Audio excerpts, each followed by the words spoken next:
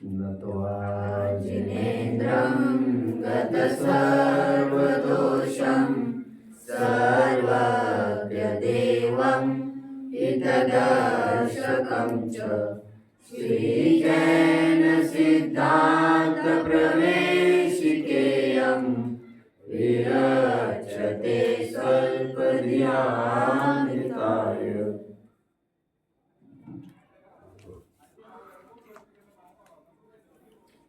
सखी, तू मेरे बंधन मत खोल, स्वयं बंधी हो स्वयं खुलूंगी, तू बीच में न बोल। मेरी शक्ति है अनमोल। मोक्षार्थियों, स्वाधीनता का जय घोष करने वाली ये पंक्तियां इसकी तरफ संकेत करती है कि जीव स्वाधीनता से सुखरूप परिणमित होता है और स्वाधीनता से दुखरूप परिणमित होता है। आज तक किसी ने जीव को पराधीन नहीं बनाया। जीव स्वाधीनता से ही पर के अधीन चला गया है। कोई भी दुनिया की ताकत, कोई भी तानाशाह, कोई भी हुकूमत किसी को भी अपने अधीन तब तक नहीं बना सकती जब तक उसकी अधीनता के जाने के भाव हो सामने वाले के। है ही नहीं, वस्तु व्यवस्था ऐसी है ही नहीं। इसलिए मैं हमेशा कहता रहता हूं, झुकती है दुनिया, झुकाने वाला चाहिए। यह निमित्त प्रधान कथन है। उपादान प्रधान कथन, वस्तु स्वरूप वाला कथन ऐसा नहीं है। वस्तु स्वरूप का कथन यह है, जो झुकता है, झुकाती है दुनिया, बस झुकने वाला चाहिए। और जिसको झुकने की आदत हो गई वो कहीं ना कहीं नहीं, सब जगह झुक जाएगा। आपको लग रहा है आज मैंने 2 रुपए का प्रलोभन दिया, ये झुक नहीं रहा, उसको 20 रुपए का देकर देख लो। 2000 का देकर देख लो, झुक गए ना। मतलब नोटों से ही झुक गए। और तुम कह रहे थे नहीं झुकेगा। और जो नहीं झुकने वाले होते हैं सचमुच, उनके सामने टनों लदवा देना है। यहां पर वो नहीं झुक सकते तो नहीं झुकते, बस। इस जगत में कोई ऐसा द्रव्य नहीं है जो हमें सुखी कर सकता। इस जगत में ऐसा कोई द्रव्य भी नहीं है जो हमें दुखी कर सकता। आलीशान महल में रहकर, एसी कमरे के बीच में रहकर, करलौन की गद्दियों पर दास दासी हवा कर रहे हो, फिर भी दुखी रह सकता है कि नहीं? ओह, हमारे प्रथमा योग का सुकौशल दे तो देखो, सुकुमाल तो देखो, इतनी शान शौकत में पला बड़ा हुआ है। अरे जिसने कभी सूरज की रोशनी भी नहीं देखी थी, जो केवल रत्नों के उजाले में ही अपना काम निकाल लेता था, जिसको राई का दाना भी चुभता था, जो चावल भी सीधा नहीं खा सकता था, इतना सुकोमल था, ऐसा यह सुकुमाल भी 10वीं मंजिल से कपड़े लटका कर पिछवाड़े से उतर रहा है और ठेठ ये चल पड़ा जंगल की तरफ। ऐसा है कि नहीं? है या नहीं? आहा हा हा, इतनी शान शौकत भी उसको सुखी नहीं कर पा रही ना, वो छोड़ के चला ही गया ना। जम्बू स्वामी निकल गए ना, चार चार रानियां उनको समझाती रही ना, किसी बात की कमी थी नहीं ना उनको। शालीभद्र, शालीभद्र उस समय का सबसे अमीर आदमी था इस धरती पर। शरेनिक को लगा my god my god my my my my, who is this person, who is this person. Shrenik सम्राट था मगध का, और उसके पास व्यापारी आए बड़े, मखमल के गलीचे बेचे, छोटे छोटे कपड़े थे। तो क्या कीमत है भैया इन 9 कंबलों की? साहब, इन 9 कंबल की कीमत इतने इतने करोड़ दिनार की। ओ, मेरे तो ताकत आए को औकात नहीं है मेरी। नहीं नहीं नहीं, तशरीफ ले जाओ भैया। चला, आपको ताज्जुब होगा, 1 महीने के बाद उसी मखमल के गलीचे के कपड़े से बने जुतियों को पहनकर एक मेहतरानी, मेहतरानी समझते हो? मेहतरानी जो भंगिनी समझ लो, भंगिनी, उसको मेहतर मेहतरानी कहते हैं। हालांकि मेहतर शब्द तो अच्छा था, महतर। लेटरिन साफ करती थी, उसके पैर में जूती देखी शरेनिक ने, हैरान हो गया वो।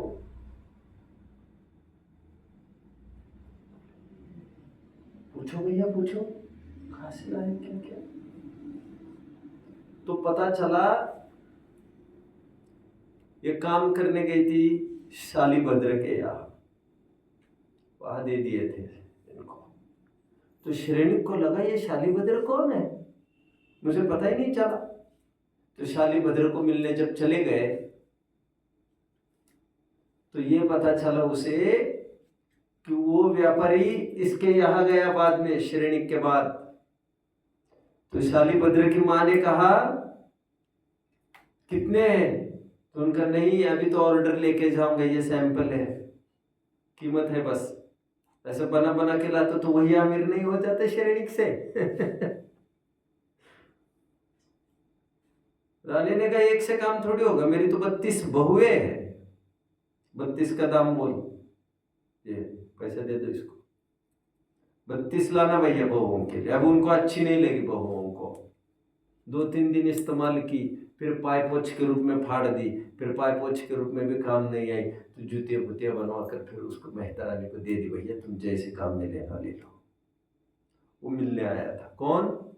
शरेनिक शालीभद्र को मिलने आया था। अभी शरेनिक को शालीभद्र की माँ ने कहा बेटा जल्दी आ जाओ, स्वामी आए हैं। अब शालीभद्र उतना भी शब्द बर्दाश्त नहीं कर पाया, मेरा और स्वामी। उसी दिन दीक्षा लेके चला गया, बस मेरा कोई मालिक नहीं हो सकता। मेरा मालिक नहीं हो सकता, बस इस फील्ड में मैं नहीं रहना चाहता। इतने शान शौकत और फिर भी ये राजा कहलाते हैं। कोई ईर्ष्या मत्सर नहीं हो, बट विरक्ति हो गई उनको। खैर, मुझे कहने का भी इतना ही तात्पर्य है, इतनी शान शौकत से भरा घर, और फिर भी सेठ सुदर्शन अष्टमी 14 को क्यों जाते हैं जंगल जी? सुख की अनुभूति लेने, जो घर में नहीं मिल सकती। यहां पर घुटन होती है उनको एसी में, और प्राकृतिक वातावरण में वे चैन की सांस लेते हैं। घुटन होती है इन कपड़ों से, घुटन होती है उन आभूषणों से, घुटन होती है इन संयोगों में, नाते रिश्तेदारों में, तभी जाकर नग्न दीक्षा ली जाती है। कहते हैं ना, न दिन में चैन और न रात में चैन। ऐसे कैसे? जैन। और जैन वे होते जो चैन से सोए, सोए मतलब बात सोने की नहीं है। यदि सुख होता इनसे तो क्यों छोड़ के चले गए? और भाग्य से अच्छा हुआ 24 तीर्थंकरों में 3 चक्रवर्ती भी निकल गए। तो दुनिया को ये दिखा डाला इन्होंने कि चक्रवर्तित्व तो था हमारे पास, 96,000 रानियां थी, इतनी मंजिल का घर था, इतनी निधियां थी, इतने रत्न थे, ऐसी शान शौकत के अंबार लगे थे, 6 खंड के अधिपति थे, और उसमें भी रुचा नहीं उनको, और फिर निकल कर चले गए। सुख कहा, सुख की तलाश कहाँ की जाए? अपने में, अपने में, अपने में। सुख का करता जीव स्वयं, दुख का करता जीव स्वयं। इसका मतलब बाहर की कोई वस्तु सुख में अथवा दुख में कारण नहीं है। टेक्निकली उसी को कहेंगे, बाहर की कोई वस्तु निमित्त नहीं है सुख दुख में।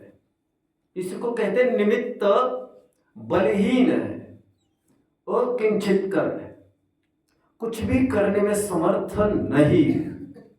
निमित्त अकिंचित कर, कुछ भी करने में समर्थ नहीं है। और उपादान में ही इतनी ताकत है, अपने बल से ही सुखी होता है और अपने बल से ही दुखी होता है। गालियां दी जा रही थी बुद्ध को, और वे तब भी खुश थे कि नहीं थे? तुम क्यों खुश हो? मैंने ली ही नहीं गालियां कितना परेशान हो रहा होगा, किती वैता क्लास समोरचा गालियां दे देकर भी स्वयं भी परेशान, और गालियां लेने वाले मैंने ली ही नहीं बोले तो मुझे परेशानी किस बात की? बाह्य वस्तु में सुख दुख नहीं होता, इससे निमित्त की बलहीनता सिद्ध हो गई और उपादान विजयी घोषित हो गया। इस जगत में कोई भी वस्तु हमें सुख में दुख में कारणभूत नहीं है, ना कोई इष्ट है ना कोई अनिष्ट है हमारे लिए। इसलिए ना किसी से बचना है हमें, और ना किसी को नजदीक करना है, ना किसी से हटना है, ना किसी को जुटाना है। जयपुर में एक चौराहा है, मैं कहीं गया नहीं हूं बच्चों, मैं यहां बैठकर सब बता देता हूं, और ये बातें झूठी भी हो सकती है। मैं निराज्ञानी हूं दुनिया की बातों में, मैं केवल एक चीज का एक्सपर्ट हूं, एक चीज का मैं खिलाड़ी बादशाह हूं, और धर्म की विद्या देने में मैं पीछे नहीं हटता, और मैं उसमें नहीं चूकूंगा। प्रयोजनभूत बात आपको मैं बखूबी बताऊंगा, इसमें धोखा नहीं हो सकता। खूनी चौराहा है। चौराहे का नाम क्या है बच्चों? बड़ा अजीब नाम नहीं लग रहा है आपको? खूनी चौराहा। नाम से क्या प्रतीत होता है? वो चौराहा किस कैटेगरी का होगा? खून करता होगा, यही तो। ऊपर से तो ऐसा प्रतीत हो रहा है, तभी तो नाम ऐसा है, खूनी चौराहा। आपको क्या लगा है? उस चौराहे से कोई गुजरता होगा कि नहीं गुजरता होगा? सुनसान रहता होगा, वो वीरान रहता होगा, शून्य रहता होगा, निर्जन रहता होगा, ऐसा होता होगा वो रोड? तो उसका मतलब क्या है? खूनी चौराहा इसीलिए कहते हैं, और ऊपर से भी कहेंगे भैया इस चौराहे ने कितने जनों की जानें ले ली है आज तक, इसलिए उसका नाम खूनी चौराहा दे दिया। जाने ले ली मतलब बरमुडा ट्रायंगल कितने जन जानते हैं? कितने वहां से कोई भी जहाज गुजर जाए उस एरिया में, पेरीफेरी में, बस वो अट्रैक्ट करती है, खेल खत्म उसका। हवाई जहाज भी ऊपर से उड़ जाए, वो अट्रैक्ट करता है, बस वो चला गया, समा जाता है समुद्र में, बस उसे कहते हैं बरमुडा ट्रायंगल। अभी तक ये नहीं पता चल पा रहा है कि वहां है क्या नीचे जो अट्रैक्ट करता है सबको। एक प्रकार से खूनी चौराहे जैसा बरमुडा ट्रायंगल। बट मेरा ये कहना है वो चौराहा खून करता है कि किसी का? तो वो चौराहा इतना ही संकेत करता है यहाँ सावधानी से चलो, कई जनों की जाने गई है। बट जितने जनों की जाने गई है वो रस्तों ने नहीं ली है, मरे सब अपनी ही मौत है। आरोप आया है रास्ते पर, रास्ता बेचारा क्या है? यदि रास्ता सबको मारता तो एक जन भी यहाँ से न गुजरता, न गुजरने वाला उस तरफ पहुंच भी पाता। कितने जन समझ रहे हैं? ऐसा ही समय सार में एक उदाहरण है बच्चों, शायद 46वीं गाथा होगी, I am not very sure. वो रास्ता लूटता है, ऐसे लिखा है। क्या रास्ता लूटता है? तो लूटता है, लूटता छोटी लू, रास्ता लूटता है मतलब, और रास्ता लूटता है मतलब एक ही बात मैं कह रहा हूं, मतलब उस रास्ते से गुजरने वाले राहगीर का लूटना तय है। तो गुंडे उंडे रहते होंगे उस रास्ते से, तो कहा जाता है ये रास्ता लूटता है या लूटता है, कुछ भी कहिए आप। बट सावधानी से चलने वालों के लिए ना वो खूनी चल रहा है, ना वो रास्ता लूटने वाला भी है। Tobacco kills. एक स्टैट्यूटरी वार्निंग पड़ी होगी, कितने जन ने पड़ी गई है? गुटखा होता है ना, गुटखा, गुटखा की पुड़िया होती है ना, उस पाउच पर लिखा रहता है, एक वार्निंग रहती है। आजकल वो जबड़े का भी चित्र छापने लग गए वे लोग, हमारे टाइम में जबड़े के चित्र नहीं छापते थे। ये 10, 12, 15 साल का उपज है, ये गवर्नमेंट ने भी रूल कर दे कि एक तरफ आपको वो दिखाना है, इतना ऐसा हश्र हो सकता है, तुम खा रहे हो ठीक है, ये हश्र हो सकता है। पहले एक वार्निंग आती थी, वो वार्निंग तो अभी भी आती होगी, संवैधानिक इशारा, तंबाकू का सेवन स्वास्थ्य के लिए हानिकारक होता है, ये नोट उनको डालना पड़ता है। इंग्लिश में लिखा रहता है tobacco kills. Tobacco chewing is dangerous to it. Tobacco kills. Tobacco causes cancer. So tobacco kills. Tobacco causes cancer. नहीं. Your consumption of tobacco causes cancer. तंबाकू जबरन तुम्हें मारती नहीं आकर, ना तुम्हें कैंसर पैदा करेगी कि उचट कर सिगरेट आएगी भैया ये कैंसर पैदा करेगी भागो, ऐसा कुछ नहीं होगा। No need to worry, no need to worry. But ये जितने भी चरणान योग के साइन बोर्ड्स है वो हमें केवल इतना दिखाते हैं, सावधान, cautious, be cautious, chewing of tobacco is injurious to health, chewing of tobacco is injurious to health। But संक्षेप में क्या कहेंगे? tobacco kills, tobacco is injurious, but वैसे इंजुरी नहीं करता वो। chewing of tobacco can cause injury। कितने जन फॉलो कर रहे हैं? निमित्त पर आरोप है, बट जब तक फटे हुए टांग तुमने उलझाई है। गृहस्थी में बहुत दुख है, गृहस्थी में बहुत दुख है, तुम दुखी हो क्योंकि तुमने उलझा रखी है। अभी भी यहां पर भी घर में रहकर भी गेही पे ग्रह में न रचे जो, 6 ढाला की लाइन अगली साल पढ़ने, गेही पे ग्रह में न रचे जो। ठीक ठीक यदि मैं कह सकूं तो ठीक 10 साढ़े 10 महीने के बाद हम ये लाइन देख रहे होंगे। गेही पे ग्रह में न रचे जो, रहता घर में, फिजिकल एग्जिस्टेंस है, बट घर में अटैच नहीं है वो, उसको कोई दुखी कर सकता है? प्रथमान युग में घटना आती है एक कवि की, धनंजय कवि, बच्चों धनंजय कवि एक बार चले गए भगवान की स्तुति भक्ति करने के लिए। चले गए तो उसी समय में उनके बच्चे को सांप डस गया, तो पत्नी तमा गई, उनको लगा कि क्या मेरा अकेले का ठेका है सब, ये तो अपने चले जाते मंदिर अपना धर्म करते, इसको कौन संभालेगा। चली गई मंदिर, ये कल्पना करके कि बच्चा मर गया, और ले जाकर पटक दिया पति के सामने, संभालो अपना लड़का, सब जिम्मेदारियों को भूल कर ये आते, इसको कौन देखेगा। और फिर भी हमारे पुराण ये कहते, फिर भी वे टस से मस रहे, अपनी भक्ति करते रहे। पर द्रव्य भाव बिगाड़ता है क्या जबरन? बिगाड़ता है। और होना तो वही हो गया। फिर सुनते हैं प्रताप से वो ठीक भी हो गए, भक्ति के विशापहर स्तोत्र की रचना हुई कहते हैं। अब मैं उसमें चमत्कार नमस्कार की दुनिया में उलझना नहीं चाहता हूँ, बट बाह्य स्थिति हमें बाध्य नहीं करती ना, मुझे ये कहना है। विशेष चर्चा वैसे तो कल चलेगी। आज शंका दूसरी कड़ी की है, शंका का उसका कहना है यदि निमित्त कुछ भी नहीं करता है तो उपादान,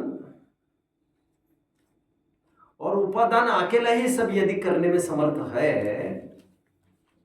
यदि निमित्त कुछ भी नहीं करता है और उपादान ही सब कुछ करने में समर्थ है, तो बिना हवा के जहाज तैरने लग जाए, फिर हवा की जरूरत होती है, ऐसे उसका क्या, अपनी योग्यता से क्यों नहीं चल रही? ऐसे निमित्त का दूसरा प्रश्न खड़ा हुआ है। शंका 2 पढ़ लेते हैं एक बार। हो जाने था एक ही उपादान सोकाश, था थके सहाय पवन बिन पानी माहि जहाज। फिर से हो जाने था एक ही उपादान सोकाश। एक मिनट, अब ऊपर से आपको अर्थ तुरंत समझ में नहीं आएगा। ये कह रहे हैं, निमित्त बोल रहा है, यदि उपादान से ही काम होना था पूरा, यदि, ये पहली लाइन का अर्थ हो गया। हो जाने था एक ही उपादान सोकाज, थके सहाय पवन बिन पानी माहि जहाज। तो पवन के बिना पानी से पार उतर जाती जहाज, ऐसा कहना है सामने वाले का। बड़ा अटपटा लग रहा होगा। ये तर्क खड़ा किया है निमित्त वाले ने।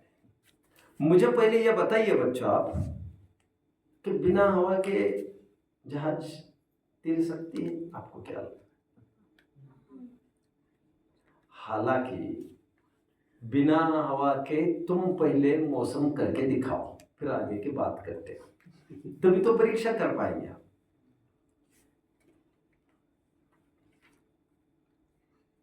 बिना हवा के ही जहाज चलती है। सुनते रहिए अभी ध्यान से।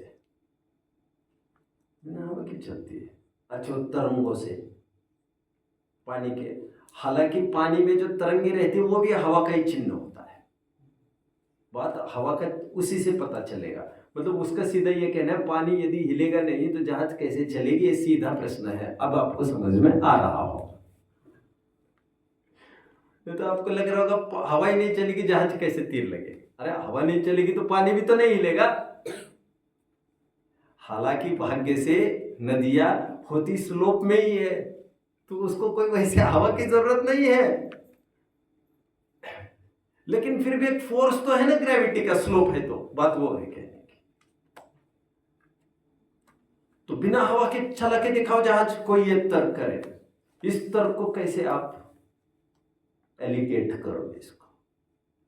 कोई है सॉलिड लॉजिक आपको, आपके पास? तो मैं देता हूं फिर। अरे तुम बिना हवा की बात करते हो, बिना तरंगों की बात करते हो, अरे बिना पानी के भी चल सकते हैं जहाज। ओ ये तो बहुत हो गए, बहुत हो गए, बहुत हो गए, ये बहुत हो गए, बहुत हो गए। चला के दिखाओ क्या?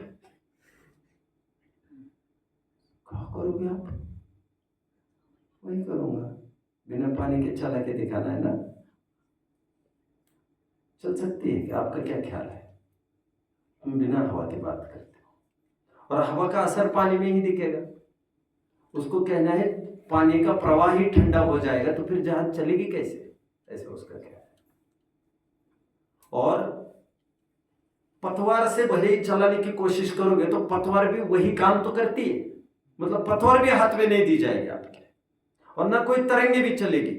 स्टैंड स्टिल रिवर में तो एक कॉर्नर से दूसरा कॉर्नर लगेगी कैसे फिर जहाज?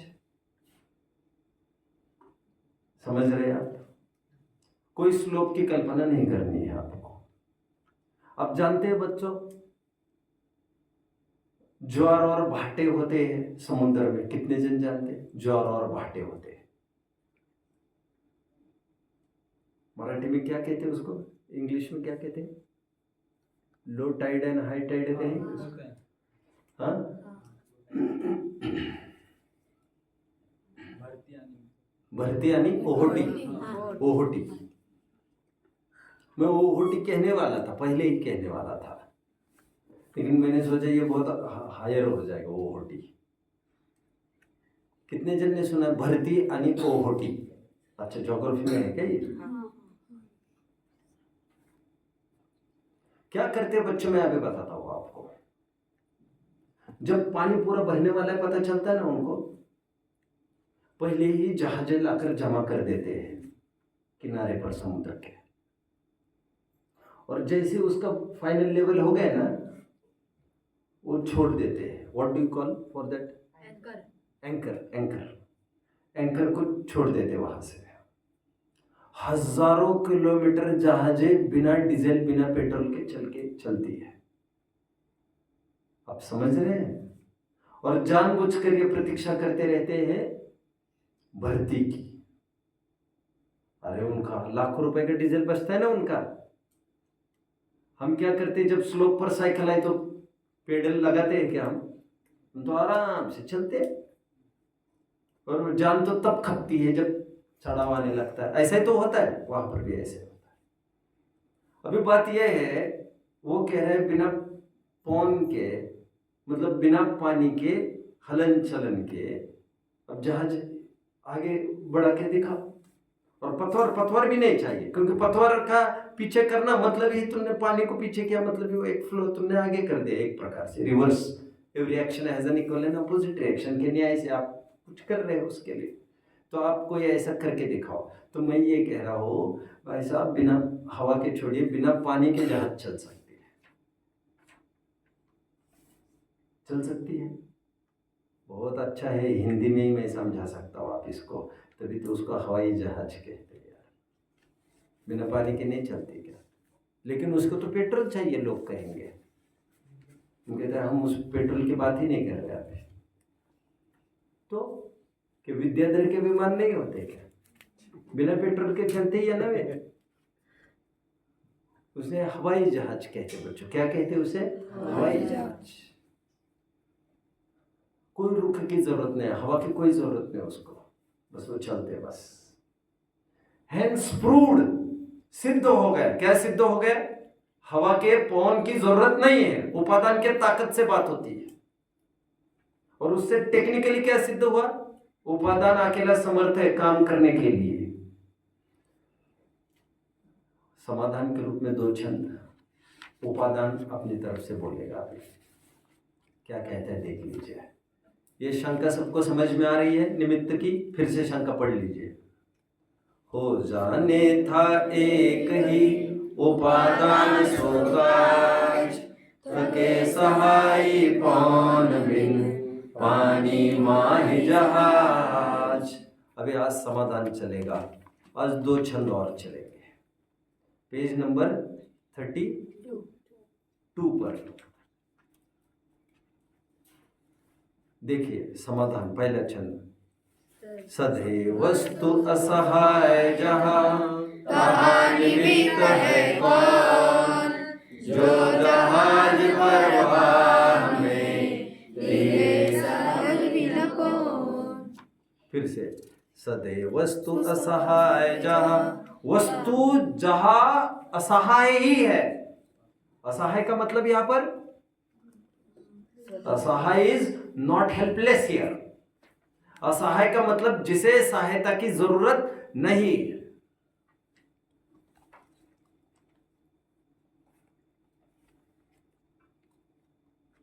2 प्रकार के समास होते हैं, एक बहुव्रीहि समाज और एक षष्ठी तत्पुरुष समास। मुझे नहीं आता व्याकरण, आप ये 2 समास को जानते हैं? समास में बहुत बढ़िया, इनको तो सब कुछ आता है, सिर्फ फील्ड का एक्सपर्ट है। असहाय शब्द के 2 अर्थ बच्चों। जिसे सहायता की जरूरत नहीं है और जिसका कोई सहारा नहीं है, अत्यंत कमजोर और अत्यंत मजबूत, ऐसे दो परस्पर विरुद्ध अर्थ बनते हैं व्याकरण की सामासिक भेद से।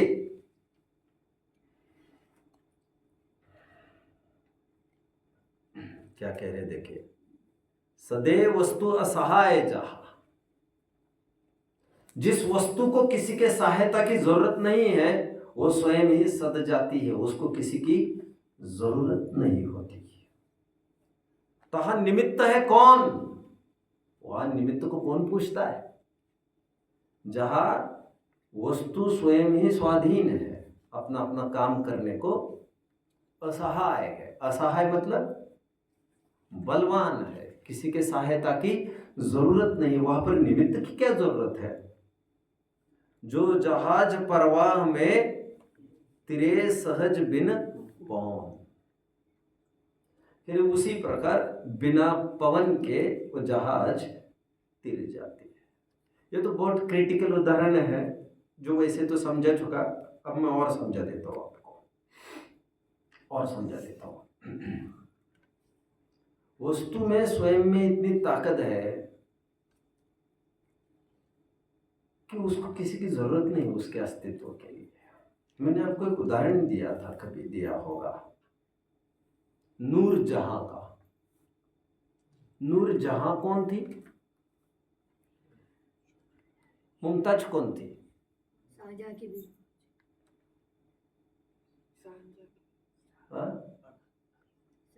शाहजहां की बीवी? क्या बोल रहे हैं? मुमताज शाहजहां की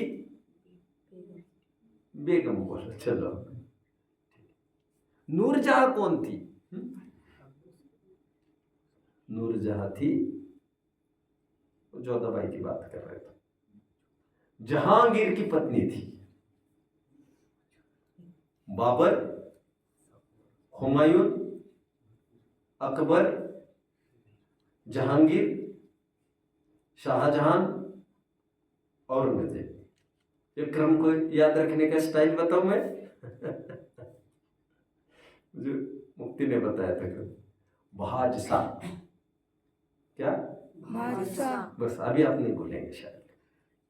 बाबर, हुमायूं, अकबर, जहांगीर, शाहजहां, औरंगजेब। एनीवे, जहांगीर की पत्नी थी नूरजहां।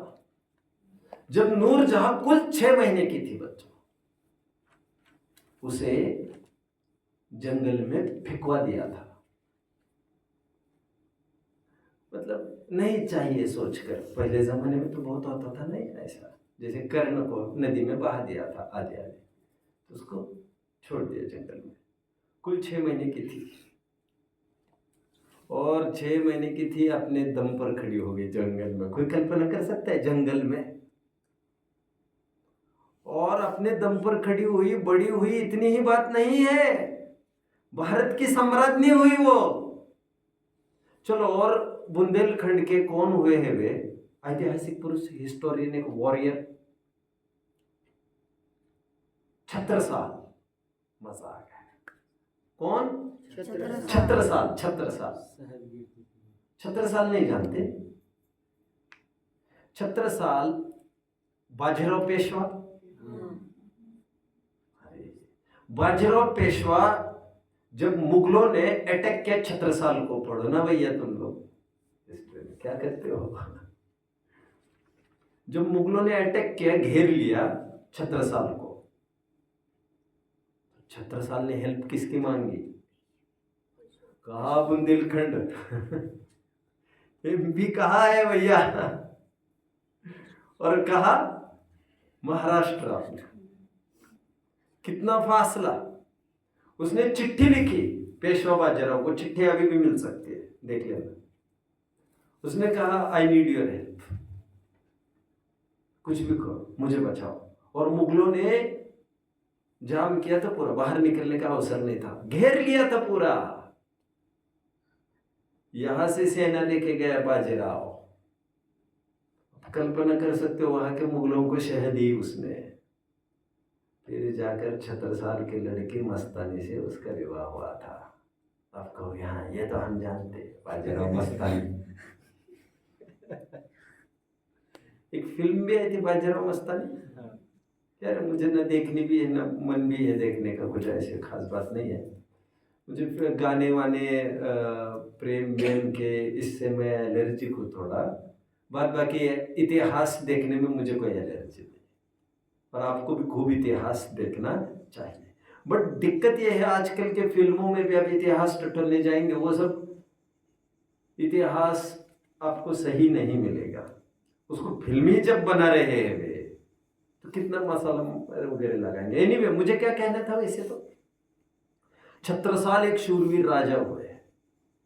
छत्रसाल भी अपनी उम्र के, उनके पीछे भी जब वो छोटे थे तब भी मुगल लगे थे उनके पीछे, तो उनकी माँ ने फटाफट जंगल में उस नवजात शिशु को कांटों में ऐसे ही फेंक कर, मतलब रख कर समझ लो, उसकी तो जान बचे कम से कम, मैं एक तरफ चली जाऊंगी, वो उसको एक तरफ सुरक्षित रख दिया।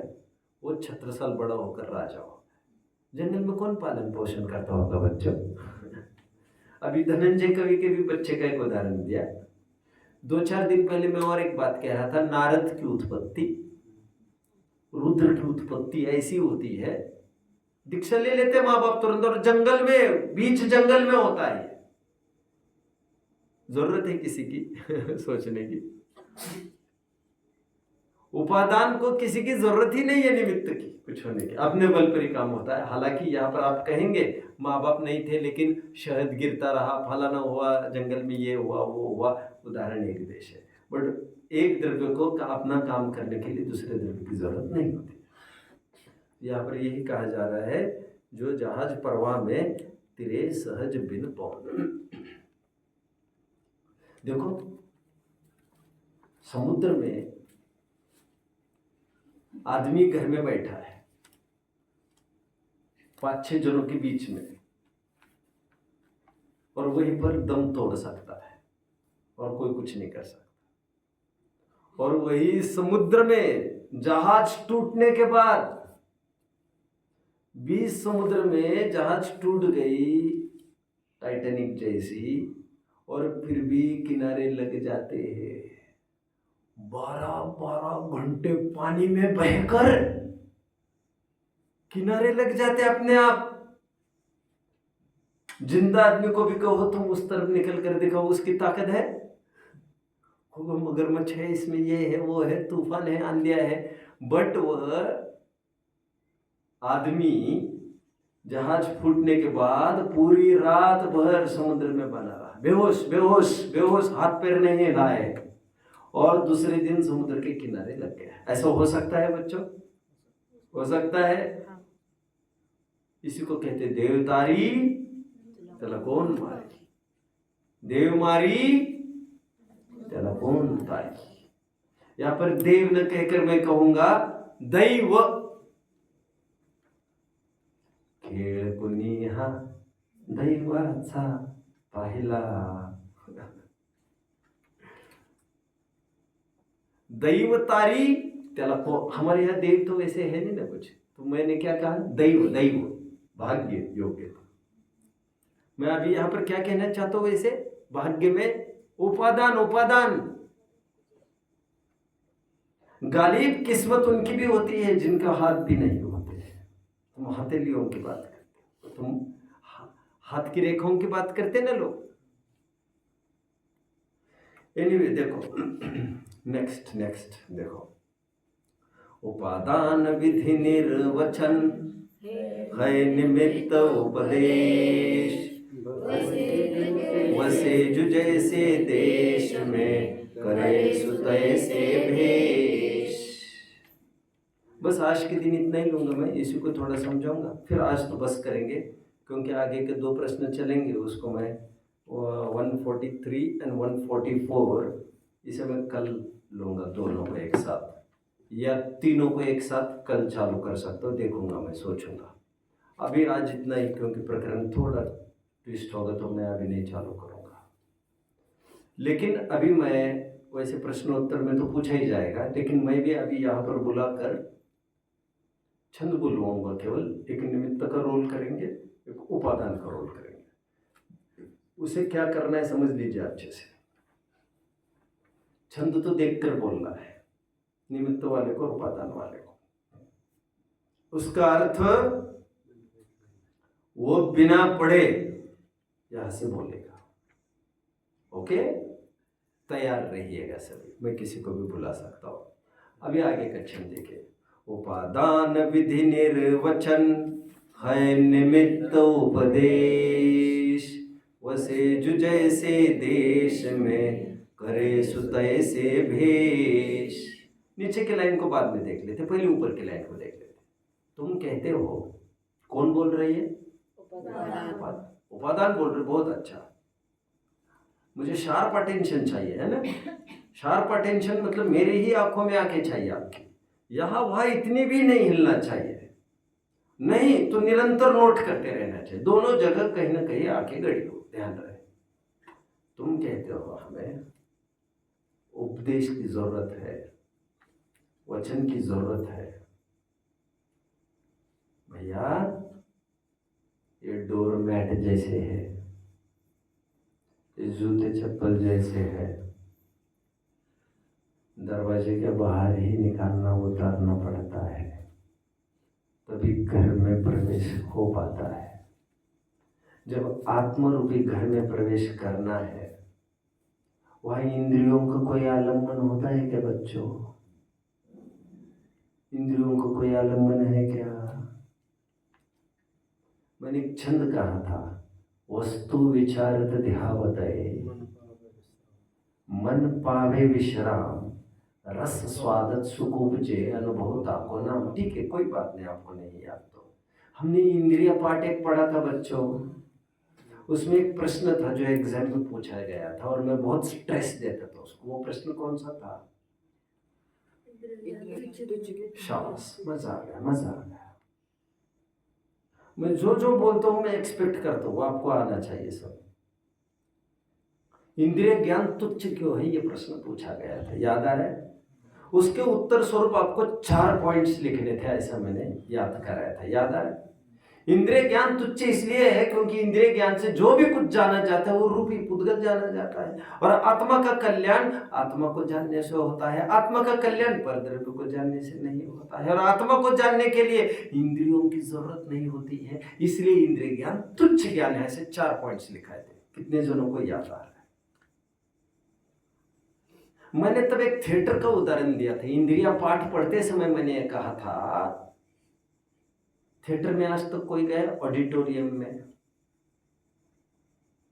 बच्चों। और एक बीच में बात, मेरे पास एक पेपर कटिंग है, जिनको चाहिए वो पढ़ सकेंगे। पूना में एक बहुत बड़ा समोशरण बना है। आश्चर्य आश्चर्य, नॉन जैन्स ने बनाया है। उसे नाम दिया है समवसरण। आपको छुट्टियों में जाना चाहिए, कभी घूम के आना चाहिए सर। मैंने तो मुक्ति को खूब कहता, मुक्ति को समय नहीं मिलता। खूब बेटा जीवन का आनंद लेना हो ना, सब हिस्टोरिकल प्लेसेस आपको विजिट करने चाहिए। आपको जितने भी म्यूजियम से सबका आनंद लेना चाहिए। मुझे बहुत राग नहीं है, लेकिन आपको इस उम्र में पूरा सब नॉलेज होना चाहिए। अब मुझे राग मतलब मेरी समस्या ही नहीं है ये। एक उम्र में हम सब चीजों का ज्ञान होना चाहिए। खूब एग्जीबिशंस कहे जाते हैं, आर्ट एग्जीबिशन, सब देख लेने चाहिए। अभी मेरे पास खैर टाइम नहीं है, मैं तो अपना स्वाध्याय चल रहा है मेरे लिए, तो मैं खूब बातें बता सकता हूँ आपको। कभी अलग से संस्कार कक्षाओं में मैं खूब ले सकता हूँ उसको फिर कभी। समोशरण बना है, मेरे पास आर्टिकल है, जरूर पढ़ना चाहिए। आर्टिकल वो मराठी में ही है। इसे एम्फी थिएटर कहते हैं बच्चों। क्या? अब गूगल पर सर्च करिएगा, मैंने नहीं किया कभी सर्च। वहां पर बोला जा रहा उस लेख में, उसको नितिन गडकरी, एक ट्रांसपोर्टेशन मिनिस्टर है कोई, नितिन गडकरी, आई थिंक उसका कैबिनेट का वो उसकी मिनिस्ट्री प्रोविंस शायद नागपुर ही है, तो बहुत फेमस लीडर है। उन्होंने इनॉग्रेट किया था उसको, इनॉग्रेट समझते हो बच्चों? उसको ओपनिंग सेरेमनी अपन कह सकते हैं उसकी। तो उसे कहते हैं, उसका नाम दिया उन्होंने समअवसरण। जैनियों का नहीं है वो, उसे एम्फी थिएटर कहते हैं। और उसकी रचना पूरी समअवसरण जैसी बनाई है, नाम ही नहीं है केवल। अरे भाई मैं तो हक्का बक्का हो गया सुबह पढ़कर उसे। अच्छा मैंने कैसे पढ़ा मैं बताता हूँ। अभी बेलगांव से कोई लोग आए थे मेरे पास, वो अभी मोक्ष मार्ग प्रकाश कुछ विशेष शिविर के लिए बेलगांव के 5-6 जन आए थे। अब वो मेरे पास कुछ कटिंग्स लेके आए। मैं अखबार तो बिल्कुल नहीं पढ़ता हूँ, बट मैं को भी कुछ बातें अच्छी चीज़ें होती है वो तो उसमें पढ़ने में कोई दिक्कत ही नहीं है। उसमें ना कोई पॉलिटिक्स की बात है ना कोई बात वैसी फिल्म की है। तो उन्होंने अलग सा ला के दिया मुझे बंच, बोले ये सिलेक्टेड है आपको पढ़ना चाहिए सब। मैंने कहा ठीक है मेरे काम का होगा मैं पढ़ लूँगा। तो आजकल मैं उसे निपटा रहा हूँ कब तक रखेंगे उसको, इसलिए बेचारे ना। तो उसमें ये लेख मिला है, तो वो उसकी रचना भी बिल्कुल बीचों बीच गोल ऐसी की है उन्होंने। मतलब मुझे एक बार तो ऐसा लगा कि मुझे वहां जाकर देखना चाहिए, ऐसा लगा मुझे। तो उन्होंने क्या कल्पना की है क्या, ऐसा मुझे लगा। तो उन्होंने और समअवसरण का अर्थ भी क्या किया है देखिए उन्होंने, जहां पर सबको बराबरी से अवसर है, सम अवसरण। जो हम लोग हमारे ग्रंथों में अर्थ किया है बच्चों, जहां पर जाति प्रजाति का कोई भेद नहीं, सबको बराबरी से अवसर है। कीड़े मकोड़े तो नहीं आ सकते, जहाँ पर कुत्ते बिल्ली तिर्यंश भी आ सकते, देव भी आ सकते हैं, नारकी तो आ ही नहीं सकते हैं। मनुष्य आते हैं, स्त्री आए, पुरुष आए, हिंदू आए, मुसलमान आए, कोई भी आए अपना काम करे, सभी सबको बराबर अवसर है।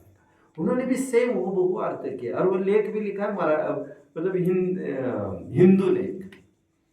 इन्हें भी कहा चला। मैं क्या कह रहा था आपको मैं ये कह रहा हूँ, हाँ मैं एक बार थिएटर का उदाहरण दे रहा था, मुझे उससे याद आया एम्फी थिएटर का। उस समोसरण का के इंग्लिश में क्या नाम दिया उन्होंने, एम्फी थिएटर।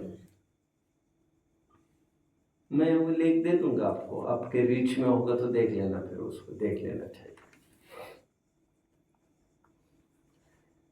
थिएटर में कभी गया होगा तो पूरी लाइट्स उसकी चालू होती है, बट जैसे शो चालू होने को होता है सभी लाइट्स बंद करके कर दी जाती है। एक छोटा सा भी दरवाजा यदि खुल जाएगा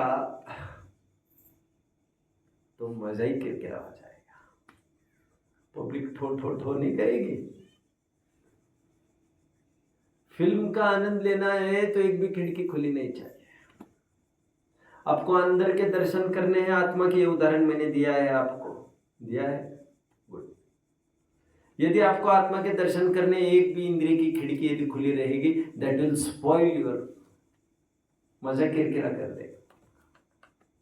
इंद्रियों का वहां पर कोई आलम्बन ही नहीं चाहिए। अब तुम ये कहते हो क्या तुम क्या कहते हो, तुम ये कहते हो उपदेश की जरूरत है तो ही कल्याण होगा। हम तो ये कह रहे उपदेश को सुनना बंद करने की जरूरत है तो आत्मा का कल्याण होता है। जहां पर उपदेश बंद होते हैं वहां पर आत्म कल्याण प्रारंभ होता है। जहां पर स्वाध्याय कंप्लीट बंद होता है वहां पर आत्म कल्याण प्रारंभ होता है। जहां पर देव दर्शन बंद होते हैं, जहां पर पूजन भक्ति बंद होते हैं, जहां पर भगवान को देखना बंद करते हैं आप, तो अपने भगवान दिखने लगते हैं। जहां पर व्यवहार खत्म होता है वहां पर निश्चय प्रारंभ होता है, क्योंकि जितना भी व्यवहार है वो सब पराश्रित है।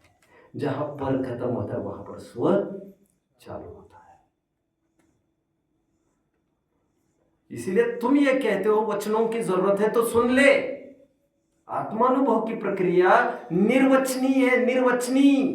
वहां पर सुनने का कोई काम नहीं, वहां पर देखने का कोई काम नहीं। आत्मानुभूति के काल में किसको देखना चाहिए, भगवान को देखना कि किसको देखना, अपने को देखना। और वो आंखों से तो नहीं देखा जाता।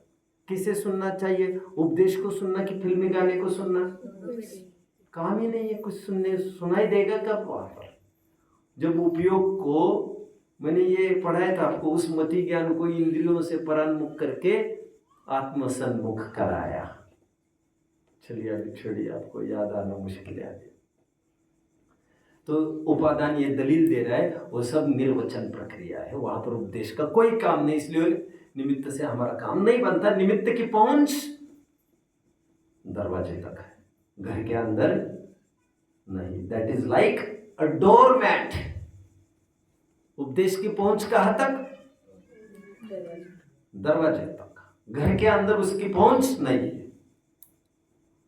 दरवाजे तक मतलब यहां पर आत्मानुभूति की पूर्व प्रक्रिया तक, मंथन मनन चिंतन के लिए ठीक है, बट जब आपको स्व संवेदन करना है, शुद्ध उपयोग करना है, आत्मानुभूति करनी है, वहां पर कुछ भी सुनाई नहीं देगा आपको, कुछ भी सुनाई नहीं देगा।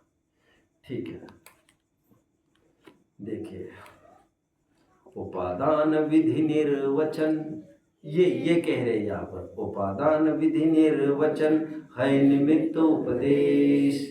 उपदेश तो निमित्त है भैया, और उपादान तो निर्वचन है, कह रहे हैं। वैसे जो जैसे देश में करे सो तैसे भेष।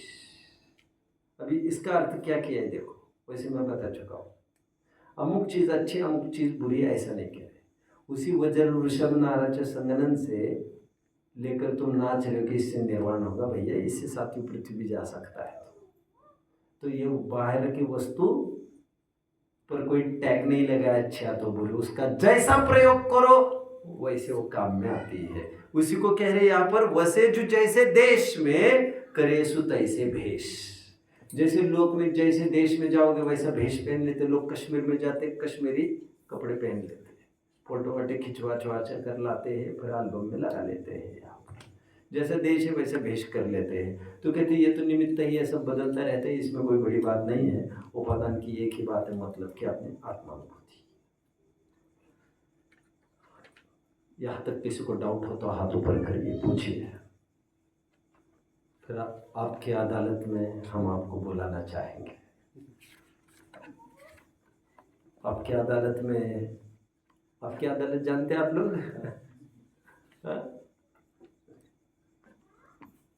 चलिए, कौन हाजिर होगा? क्या क्या क्या चाहते हो? ऐसा है कि दो अर्थ बताना।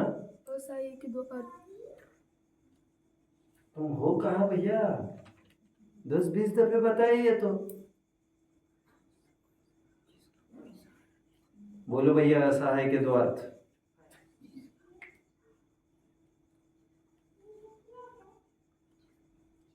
इनके 10 मार्क्स निगेट कर दो आंसर शीट में से।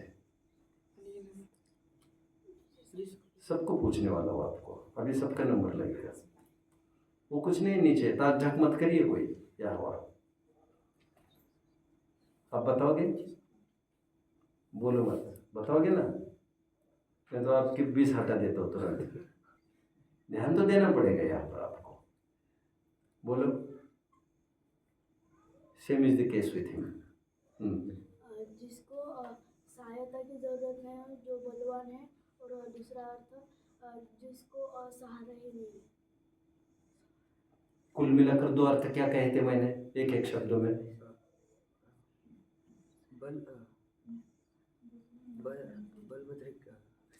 एक बलभद्र, राइट? बलभद्र और एक नारायण।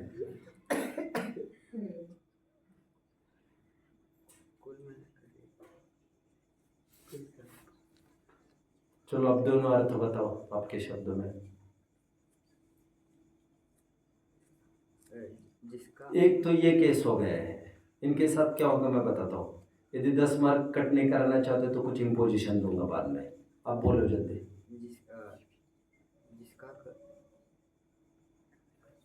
ऐसा है कि दो अर्थ? चलो आप भी मिल लेना बाद में। आप तो हुई 3, आप तैयार हो दोनों अर्थ बताने में? बताओगे? आप बताओ। अगर किंचित मतलब ये उसको एक एक शब्द में कहा था, किंचित कर, और बल मतलब बलहीन मतलब। चलो इनकी भी गिनती उसमें कर लो, अब बोल के देखो आगे। तो सहायक मतलब जिसका कोई सहारा नहीं, और जिसका कोई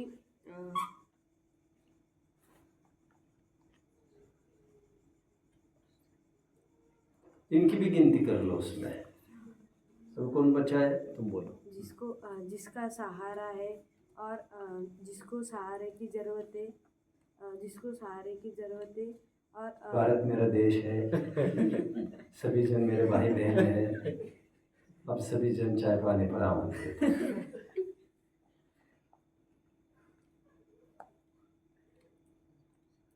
कुछ टाइम पास कर रहे हैं।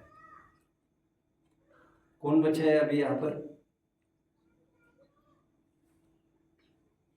चाय का मैं समर्थक नहीं हुआ, मैं घोर निषेधक हूँ चाय का, महाभक्ष्य समझता हूँ मैं। हाँ।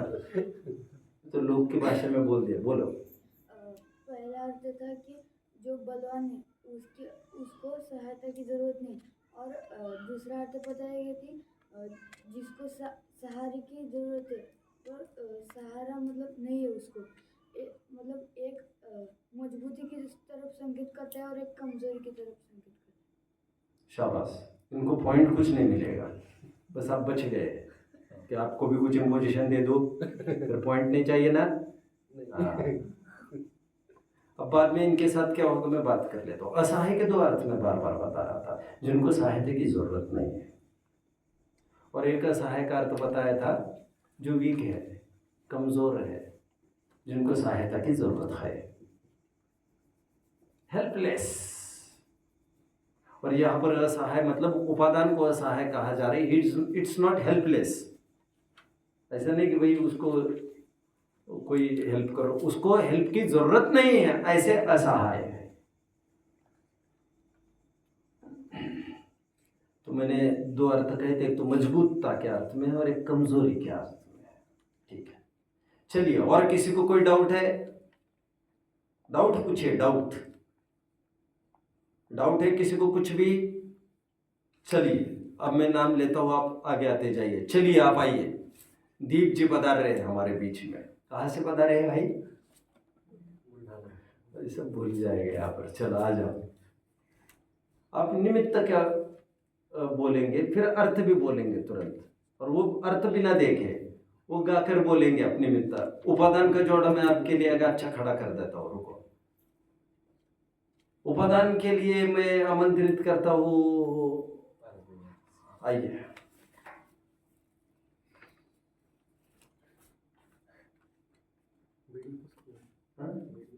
हाँ, चलने दो, ऐसे कुछ नहीं है। ओह, टाइम तो हो गया लेकिन आज। चलो बस करते हैं, अभी प्रश्नोत्तर ही चलते हैं, करते हैं। ठीक है, प्रश्नोत्तर में ही ले लेते हैं ये सब। ठीक है, चलो।